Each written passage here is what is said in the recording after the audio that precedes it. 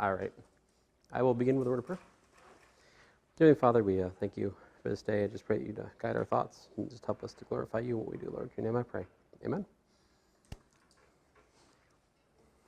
Is it too sunny?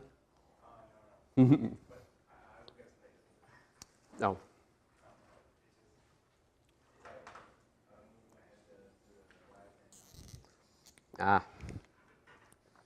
Let's see here. So, today we're talking about, yet again, about Riemannian geometry. And so last time I introduced the concept of a metric. A metric is so if we have a manifold paired with G is a Riemannian manifold.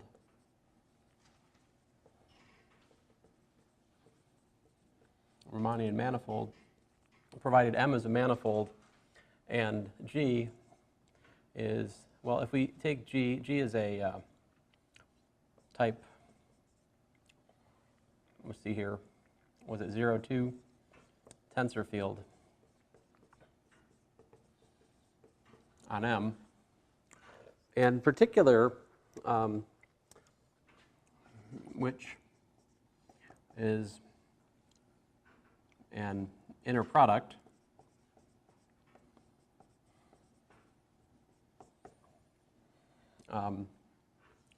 at each P and M. In particular, if we fix a point P, G sub P, which is, a mapping from the tangent space at P and M across the tangent space at P and M to the reals, all right? And it has to be bilinear, and what else? Positive definite, right? So we also have to have, so you got to the harder one first. I'll do symmetric. Oh, sorry, I usually use V and W for vectors here. So it's symmetric, bilinear.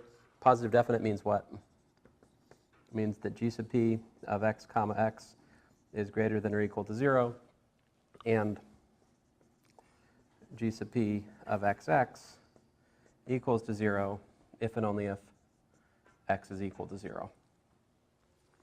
Now, you can weaken condition 3, and you can get a non-Riemannian or a just sometimes what's called a semi-Riemannian manifold if we replace the condition that positive definite, if we replace that with just the condition that G is not so-called non-degenerate. And the easiest way to capture that is just to say that the matrix of G is invertible. We'll come back to that eventually, maybe. So the matrix of G is a kind of an important idea. So given coordinates, let's say x1, x2, xn for M at P, or let's say near P, you can define G as equal to the sum I and j equals 1 to n of Gij dxi tensor dxj. Here I'm thinking of this as a local expression. If you have a global coordinate chart, maybe this could go for the whole thing. The Gij's, these are functions, smooth functions, right? Where, and this goes back to some of our earlier work, Gij are given by G of partial x. And I'll add on the point P here, just because I'm starting to feel guilty about not writing it somewhere. So Gij of P would be x sub I at P, comma, G partial xj at P, all right? And given a coordinate system, given a metric, you can look at the matrix of the metric, right? So typically G is the matrix of this guy, like that. Okay, so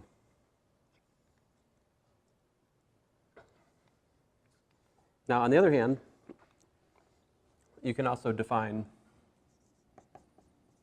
you can define G upper ij to be the inverse matrix to G in this sense, all right? And the inverse matrix to the metric matrix, we can use that to raise indices and so forth, right? Like here, essentially this is the definition. Gij are numbers such that the sum over k of Gik Gkj equals to the Kronecker delta ij. That's just a sneaky way of saying, me saying that the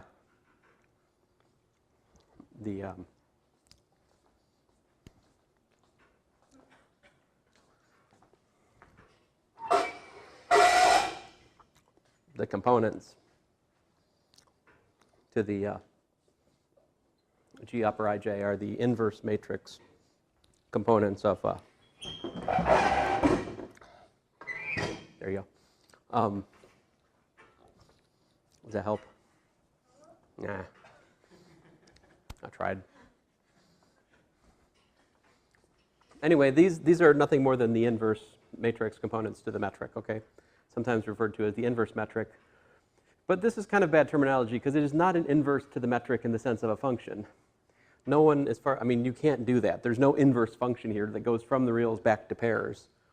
That kind of inverse wouldn't even make sense. When we say inverse metric, we're talking about the inverse as a matrix of the components of the metric. You had a question? Is there a reason why the delta ij isn't for delta upper I lower j? Yeah, so some people do that, and I'm not opposed to it. I don't know, it's yeah, I mean.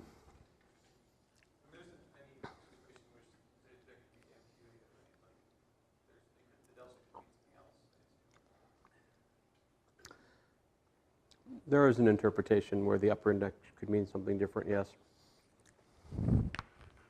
It's true.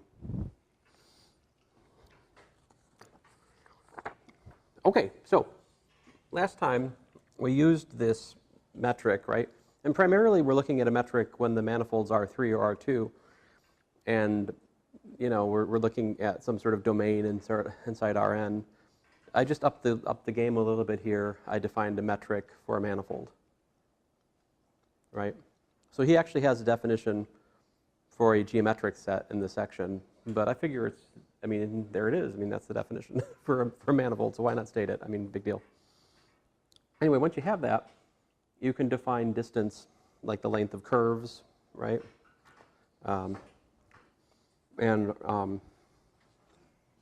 So we can also define the angle between vectors,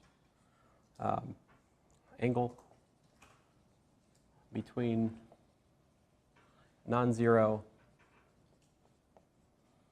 let's say x sub p and y sub p.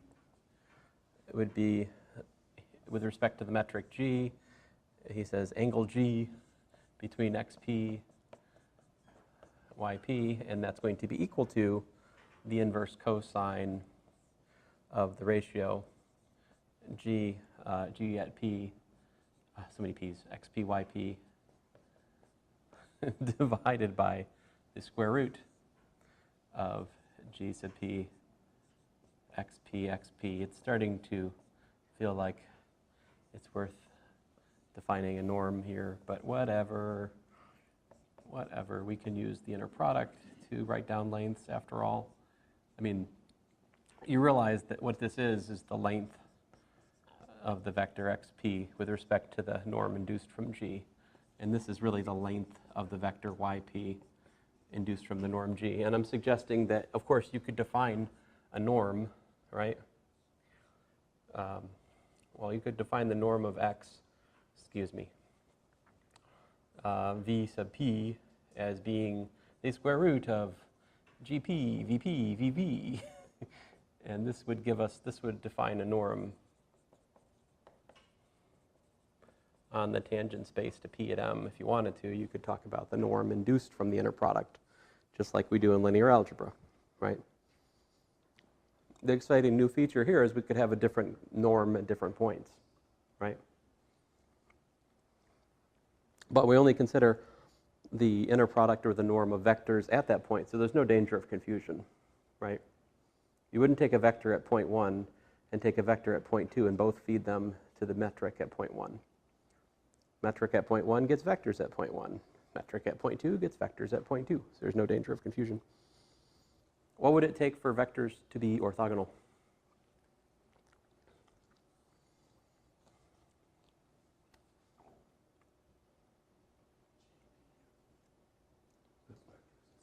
Yep, GP of the vectors is 0, gives us orthogonal. So for example, 0 is orthogonal with everything, as usual. And here's a proposition.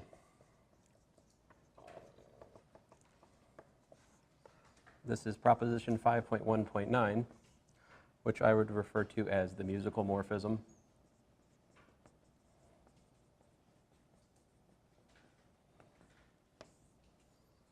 And here it is. He says chi of u is set of smooth vector fields on U. So here U is a subset of Rn. It's a domain. But honestly, we could just as well state this proposition for a manifold. So, and he has lambda sub 1 of U set of what? One-form fields.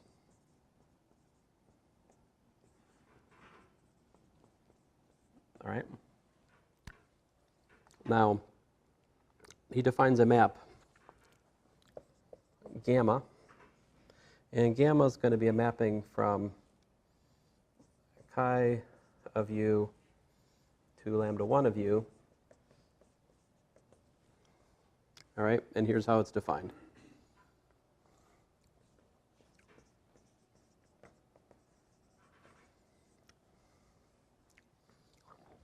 So gamma of x, all right, gamma of x, if x is a vector field, we want this to be a one form. So to define gamma of x, it suffices to do what? We need to feed it a vector field, right? We should get a smooth function out if it's a good definition. So I need to take this and let it act on y, all right? And I think I've failed to say something here, which is what? Suppose U has metric tensor G. All right. In the presence of this metric tensor, we get this map gamma, which I would call the musical morphism. Well, it's one of the musical morphisms. But here it is. This is G of x, y.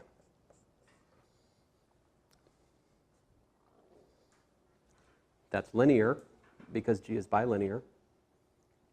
In fact, it's linear in both slots. So it's linear in the assignment of the one form to the vector field. And it's also linear in the sense that the one form needs to be linear as it acts on vectors. It's smooth because we're feeding two smooth vector fields to the metric. The metric being a smooth type 0,2 tensor field says that when it takes in smooth vector fields, you get a smooth function. Right.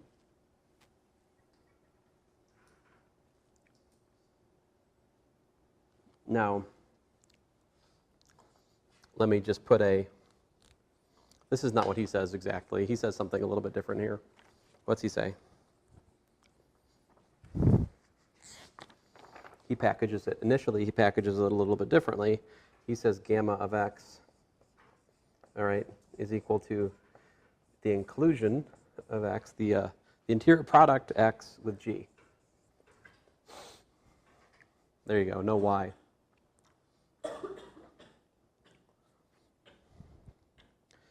And the punchline here is that this induces a vector space isomorphism from the tangent space to the cotangent space at each point in U.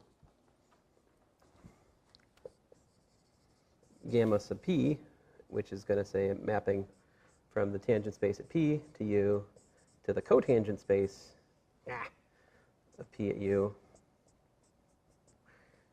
I guess we usually, he puts the star here, fine. Curses.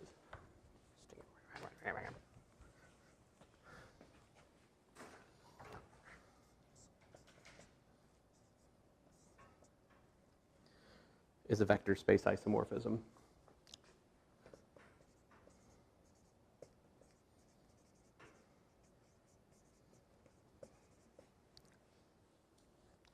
Where gamma sub p has the kind of the obvious meaning, right? Like gamma sub p, when it acts on x at p, that gives you the inclusion of x with g at p. Sort of obnoxious, but there it is. All right, so let me just talk about this for a bit. X, all right, would be the sum over like I of x upper I partial xi, right? Gamma of x, if I call it alpha, would be what? That would be the sum over I of alpha sub I of dxi. All right?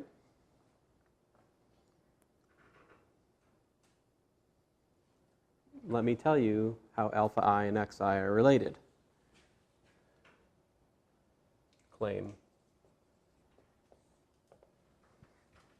Gamma of x, all right, the ith component of it, what is it going to be? It's going to be the sum, all right, over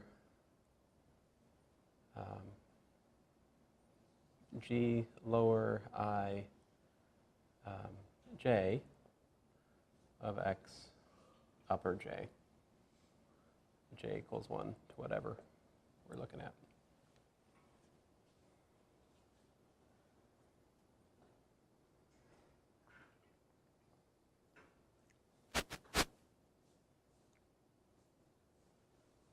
Now, in physics, notation that you'd see is this: x sub I. So it's x sub j with index lowered.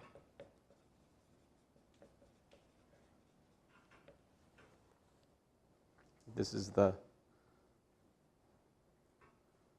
physics notation, is to use x for both the before and after object. They are all, after all, the same object. It's just an isomorphism. Sure, one's a vector field, one's a form, but why not use the same letter for both of them, right? No? You don't like that? I'm not sure I like it either. Here's the notation I would be tempted to use here. Because of this, I would say that this is the flat of x is equal to I of x g. It's a flat map. In that sense, musical, because you're lowering the index. It's horrible, I know, but and then conversely, the I can't draw. How do you do? Is it this? It's a little slanted. It's like this. No, the vertical lines and the horizontal lines. The vertical lines and the. The vertical lines stay vertical. The horizontal. Ah. Yeah, that's a sharp. All right. It's been a while since I took piano. Could call it diminished.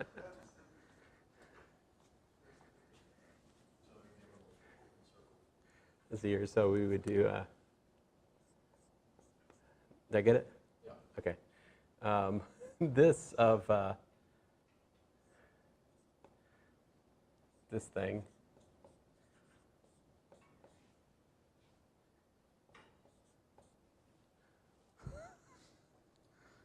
Okay, this is awful, which is why we use the notation gamma. All right? Gamma is clear, right? actually give it a name as opposed to a operational symbol.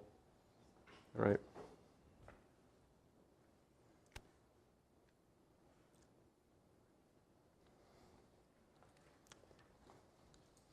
Anyway,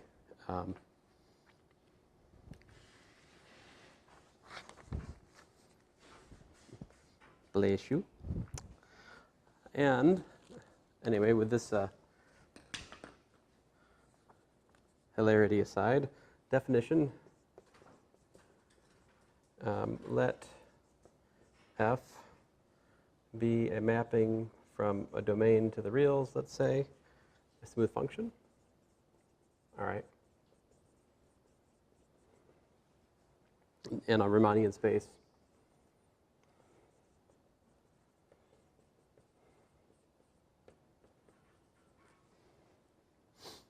And we'll let gamma be as we just defined, okay? Let gamma be as in the proposition.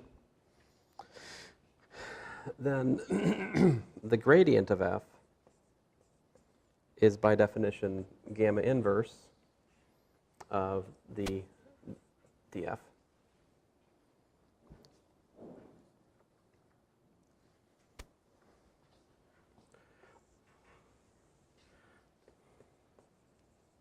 Where gamma of x is I of x, g. There you go, okay. This is quite beautiful because what this is a coordinate-free definition of the gradient. The exterior derivative is coordinate-free, all right? You can define it with respect to its properties independent of the choice of coordinates. And this gamma is also, free of coordinates because you notice that it's built from the interior product and the metric itself. No reference to a specific coordinate system here, right? Now, of course, when you're actually calculating the thing, if you want to actually raise and lower indices, that's all coordinate, very coordinate based, right? So to do calculations, we usually have to descend to coordinates, but the definition, as it stands, is pretty nice.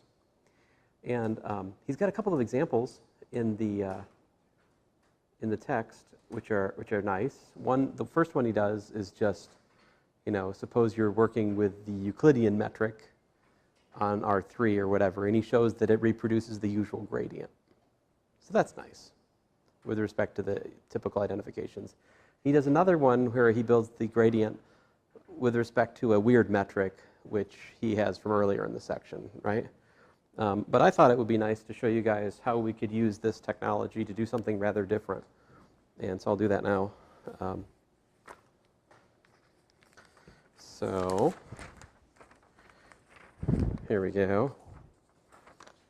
So what does the metric in the plane look like with respect to polar coordinates?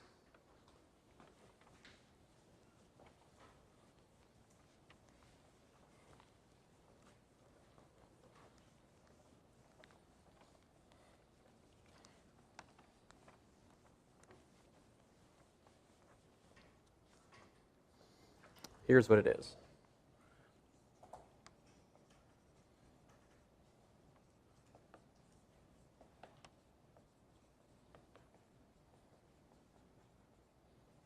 So I want to show you how we can calculate the gradient of a function in non-Cartesian coordinates using this idea. Here it is. So G in the plane has the form dr tensor dr, right? Plus r squared d theta tensor d theta. Now, if you want to know where that came from, it's kind of back in our discussion of variational calculus, right? I mean, we've figured out that r dot squared plus r squared theta dot squared gives me the speed squared. So if you kind of work backwards from the length of the curve stuff we did in last class, you can see that that's what the metric should look like in polar coordinates. Or you could just say, you know what, I'm defining this to be a metric in the plane with our theta coordinates and go from there. I mean, whatever. There are various ways to come to this, but anyway, here's a metric for R2. And so I would point out that the matrix of this is kind of easy. What's the inverse matrix? I did the easy part. You guys do the hard part. Ah, very good. Okay. Inverting diagonal matrices. This is not a hard thing. Okay, so df is equal to partial f partial r dr plus partial f partial theta d theta. That's what is it? Oh, exterior derivative looks like in polar coordinates. And so what is gamma inverse of df?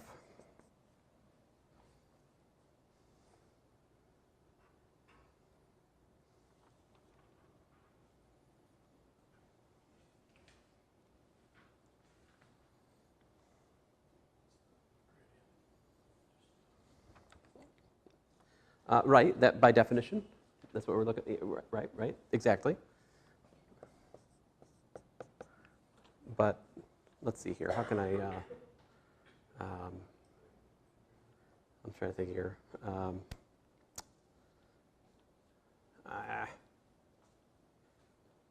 Let's see.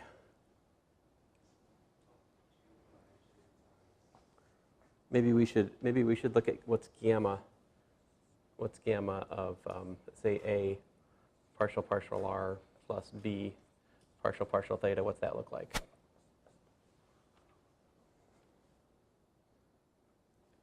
This is supposedly, we take this thing, right? We let that act on G, right?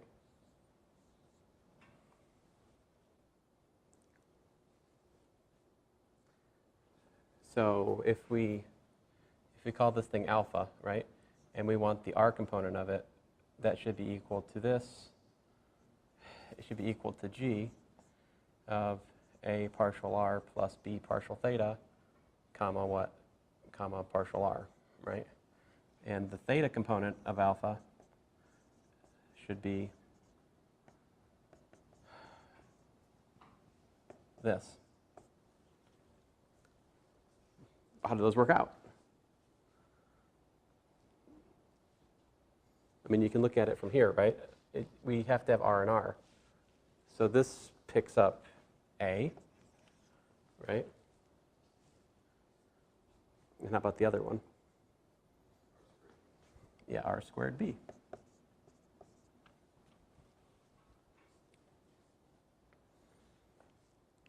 So if we have gamma of A partial R plus B partial theta is equal to A dr plus R squared d theta, B d theta, right? What's gamma inverse of C1 dr plus C2 d theta?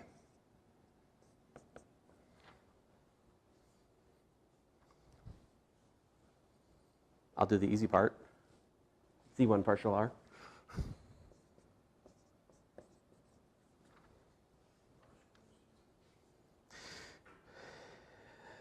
Let's see here. What do you guys think? If I do gamma on that, what do I get to? Because it should be, if it's the inverse, if I do it again, I should get back to where I started, right?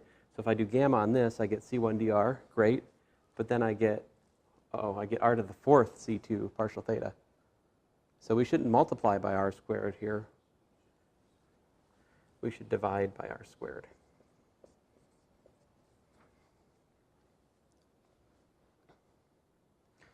It's not an accident. That's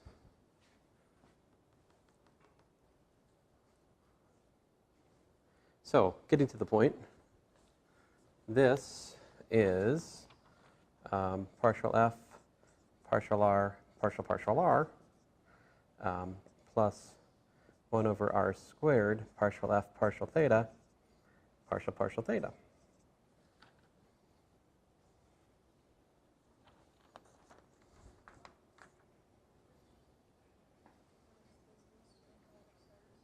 So to interpret this properly, we actually need to think about, what is the,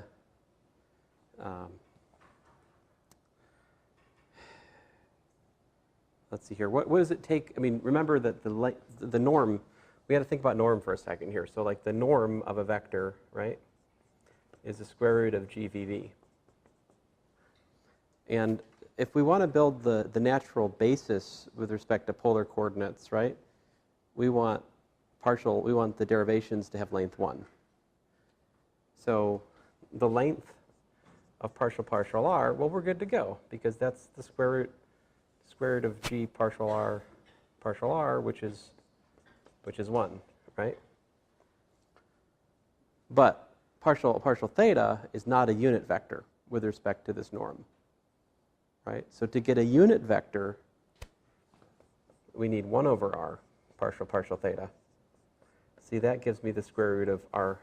That gives me the square root of 1 over r squared times r squared, which gives me 1 again. So the natural orthonormal coordinate frame with respect to this metric is actually partial r, comma, 1 over r partial theta.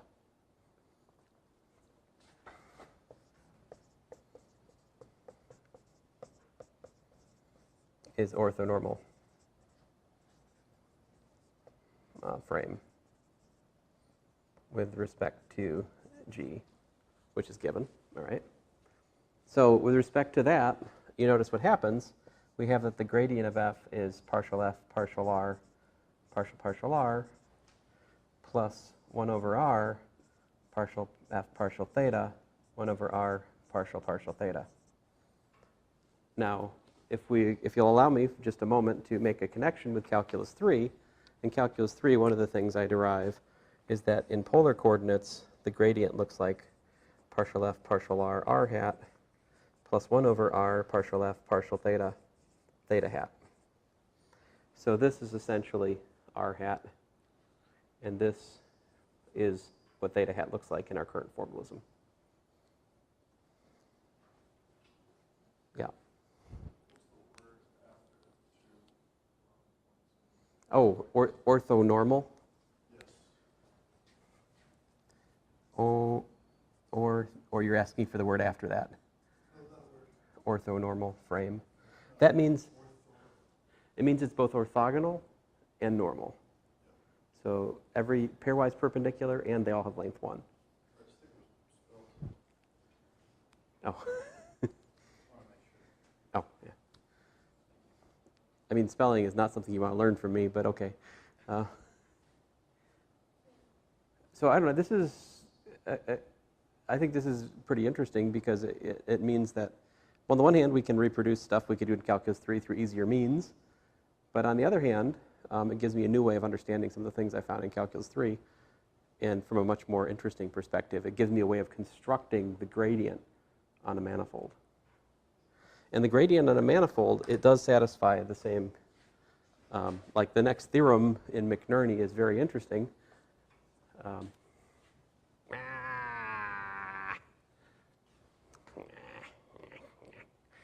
Yeah, fine. Listen, guys, you don't actually have to go through this, right? If you actually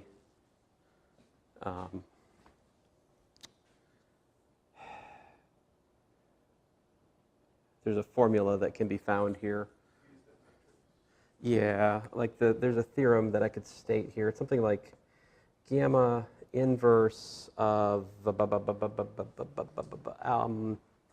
gamma inverse of alpha, all right? The ith component of that, because this is allegedly a vector field, so it has contravariant components, as they say. I mean, as I say. And so that's the sum over alpha lower j, g upper ji. So this is the straight up formula for the gamma inverse map, at least component wise, if you want to build it direct. And that's what actually we found. We did, you know,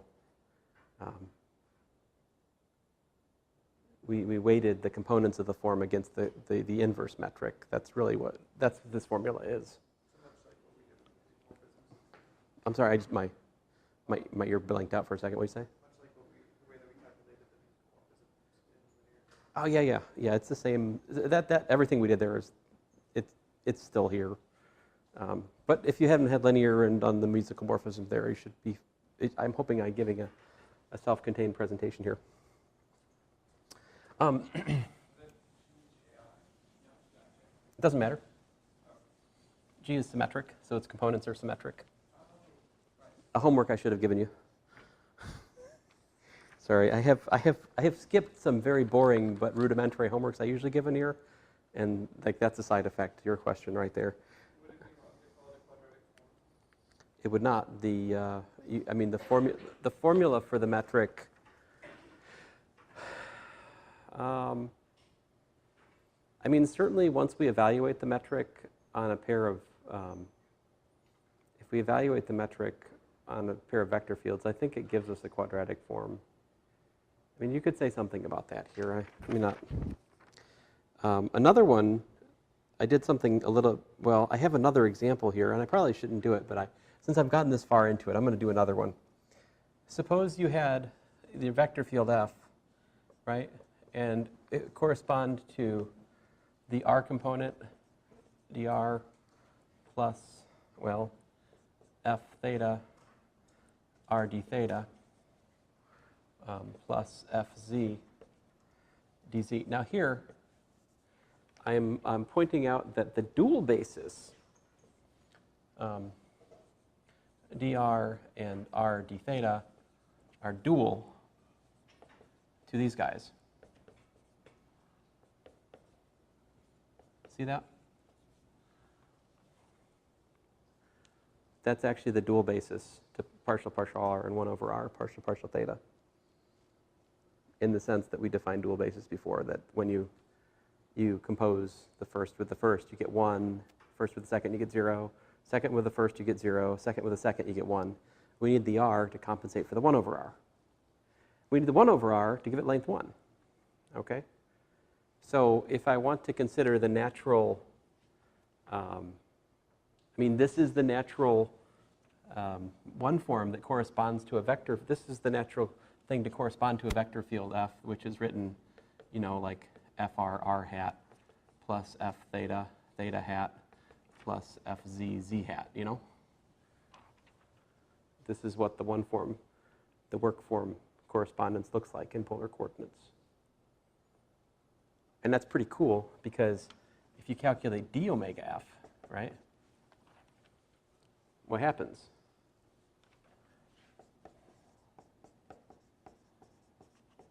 Check it out. So that picks up that dependence.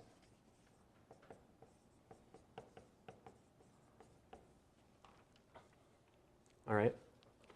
And you take the usual thing. So this would be like, you know, partial FR, partial theta, d theta, plus partial FR, partial Z, dz, wedge dr. And then this one's a little weirder because it's got, first of all, it's got this F theta dr wedge d theta term, right? But then it's also got r times partial F theta partial r dr plus partial F theta partial z dz wedge d theta terms. And then this guy.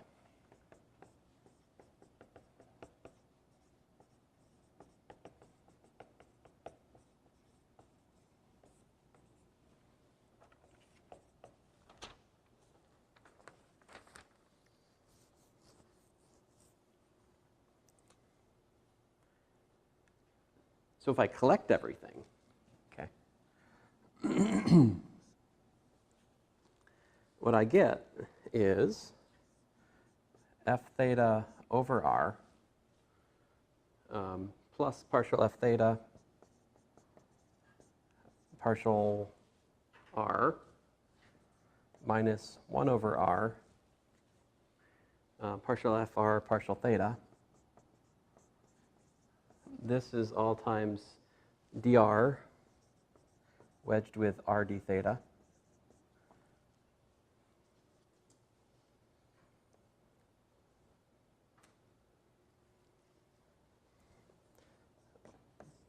plus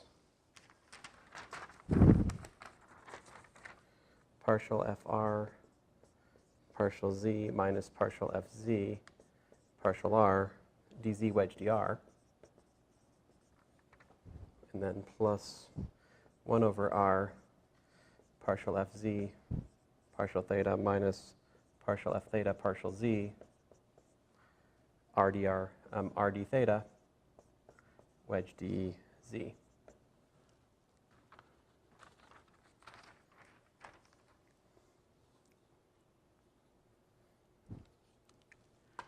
If you calculate the curl of a vector field in these kinds of coordinates, which are what? Cylindrical coordinates, right?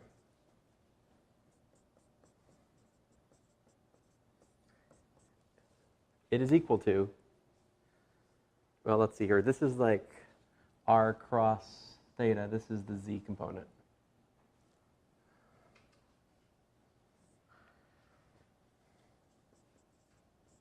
And it's weird that there's this term just sitting out there without a derivative, isn't it? But that's what happens in the cylindrical coordinates, is that the curl actually has one piece which is just proportional to the theta component of the force.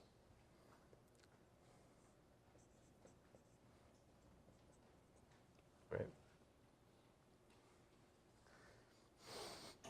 I just think that's kind of neat. I mean, we can actually calculate the curl of a vector field by just looking at the appropriate one form and taking the exterior derivative.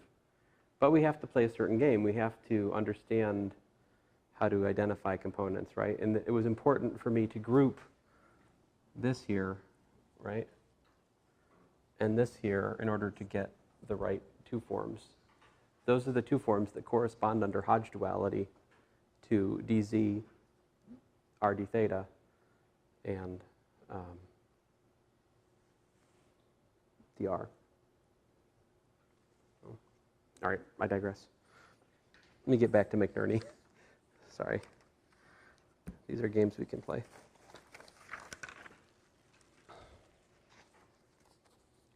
The theorem I was promising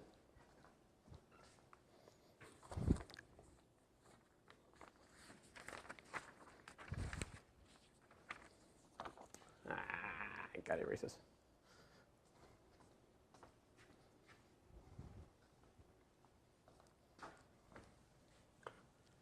But you see with this, you could define the curl on a three-dimensional manifold using the Hodge dual there. And that actually is done if you look in Lee's book on smooth manifolds. He actually has a section on our three-dimensional manifolds where he actually discusses how to do that explicitly in terms of the specifics of a three-dimensional manifold. Of course, curl is not something that's defined in other contexts, right? But we can do exterior differentiation all day long.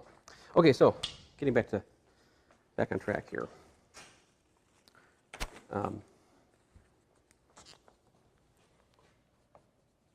Proposition 5.1.13. We have f from u to the to r.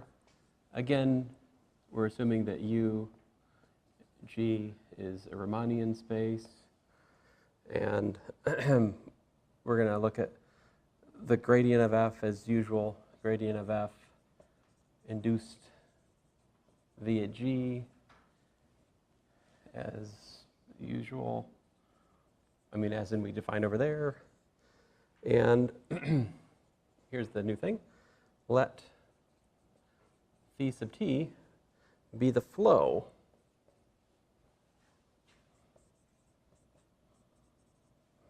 generated by the gradient of f. It's a vector field, right? So we can look at its flow. In particular, we'll assume phi sub naught of p is p, right? And what else? ddt of phi sub t of p is going to be what? if it's the flow, its tangent field has to match up with the vector field at the point of tangency, right?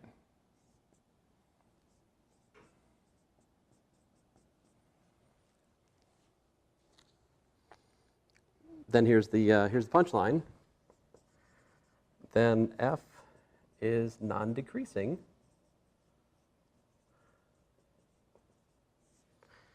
along the flow lines of F.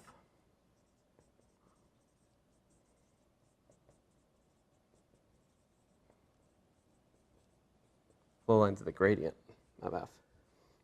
That is to say that F of phi sub t of P, right, is greater than or equal to F of phi sub s of P when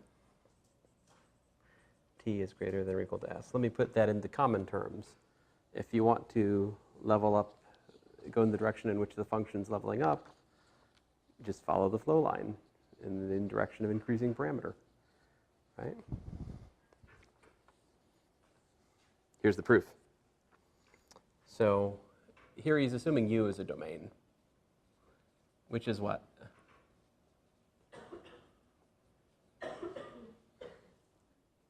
Yeah, non-empty, open, connected subset of Rn, which is really just a license to use Cartesian coordinates, okay? As opposed to fussing with, I'm at a manifold, I pick a point, I have to find a coordinate system local to the point, which exists there, and do all those kinds of careful manifold theoretic arguments, circumventing some of those by working with domain. Anyway, here we go. The gradient of F is going to be equal to x1 partial x1 plus xn partial xn, right? Where x1, xn, smooth functions, right?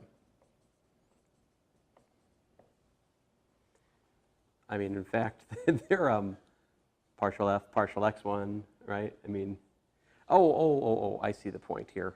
I shouldn't assume that they're that, because I shouldn't assume that we're working with the Euclidean metric, right? So they could be fancier stuff, all right? Like if you look in example, see example 5.1.12 for the weirdness, all right?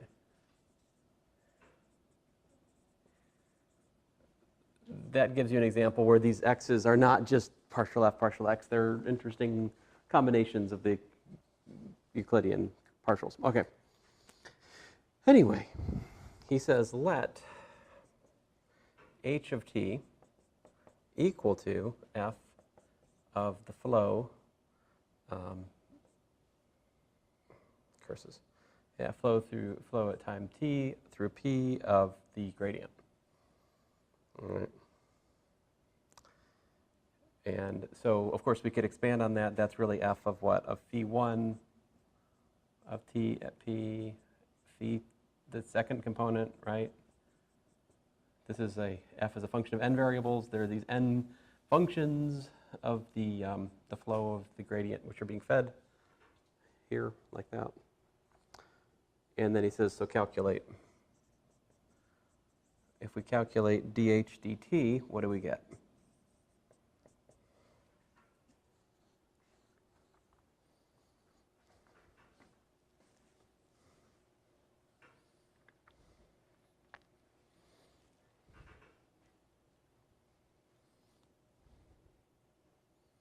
Ooh, that's slick. So we get partial f, partial x1, right? d phi 1 of t dt, right? Plus partial f, partial x2, d phi 2 dt, partial f, partial xn, d phi n dt sub t. So what are those? I mean, these, remember, those are the components to the velocity. That's think about this, right? So these have to match up component by component. Those literally are these things because of the flow condition. So this is, and I can write them first rather than second because I like the way it looks. Partial x1, there's a rigorous reason for you. x2, and they commute because they're functions. That's kind of actually the real reason. Let's say your x2, xn. Now what are we looking at?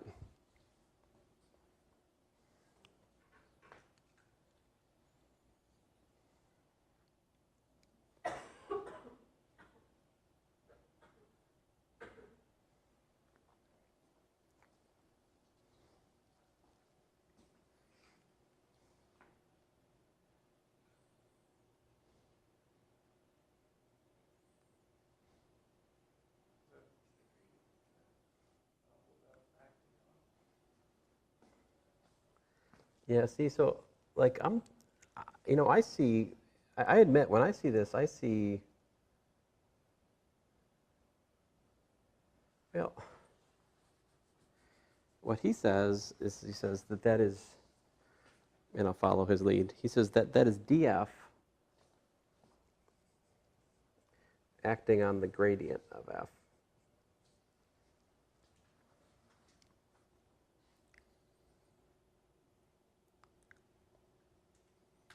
I mean, df is what?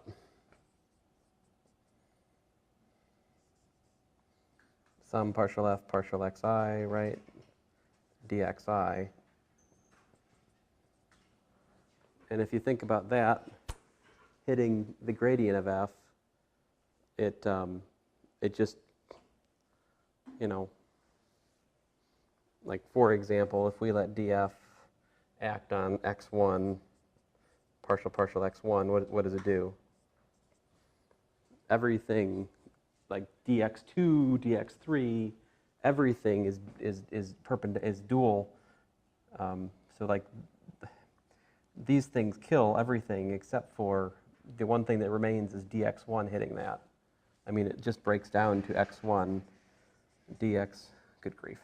It breaks down to, partial f partial x1 dx1 of x1. This is the one thing that's non-trivial and all that, right? Which just ends up giving us x1 partial, good grief, x1 partial f partial x1. I mean, and that's just for the first piece, right?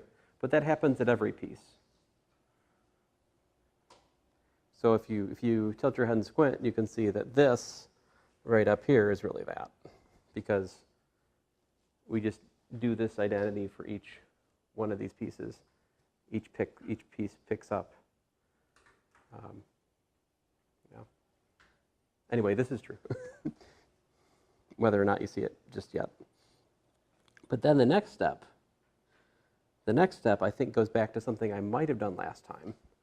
He points out that this is what? This is g of what?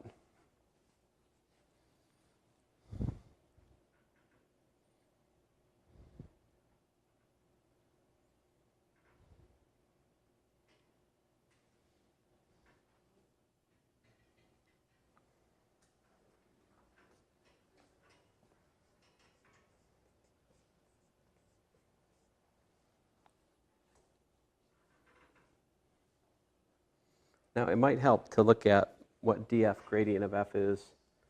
Df gradient of f is actually equal to what? It's df of gamma inverse of df. I don't know if that helps or not, right?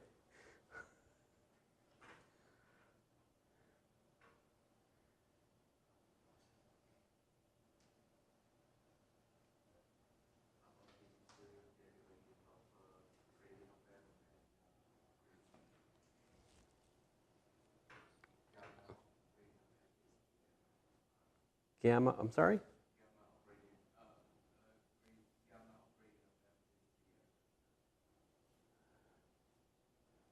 Gamma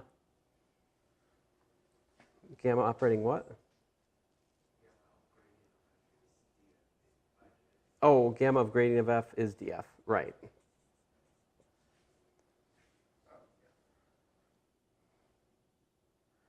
So, oh yeah, thank you. That's all we needed to, right. I'm sorry. That's actually very helpful. So this is gamma of the gradient of f, right? Of the gradient of f. And if you go back to the definition I gave for gamma, not in the green, but in the other color, whatever it was, that is literally g of gradient f. And then g is a metric, right? So what do you can say about that? Yeah, this is greater than or equal to 0, which is to say that h has positive derivative, or possibly 0, but anyway, definitely not negative. Consequently, h is a increasing function. Yeah. Yeah, that's a nice little argument right there. All right. Very good. Let's move along here. So the next section, I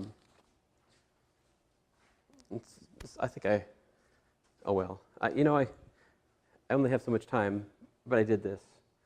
But I wanted to share this with you. I'm sorry. It's not very productive to our larger goals and aims in here, but I like to play with differential forms. I don't deny it. It's my vice. Let's see here. But it doesn't really help us see the bigger picture of Riemannian geometry that much. Probably the most important thing I did in that whole spiel was pointing out to you how we construct an orthonormal basis. All right? And how we construct a dual basis to an orthonormal basis in a non-Cartesian setting. At least give you an example, albeit simple, of it. So this proposition I won't prove because it's really simple and beautiful. But here's another one. 5.2.1. He has U and G, a Riemannian space. All right? And then H, a mapping from U to R, a smooth, positive function. All right? That is to say that h of p is greater than 0 for all p and u. All right?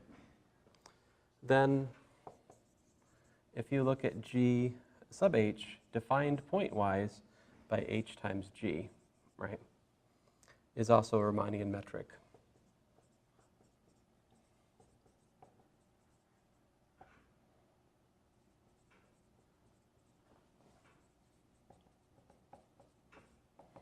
Okay?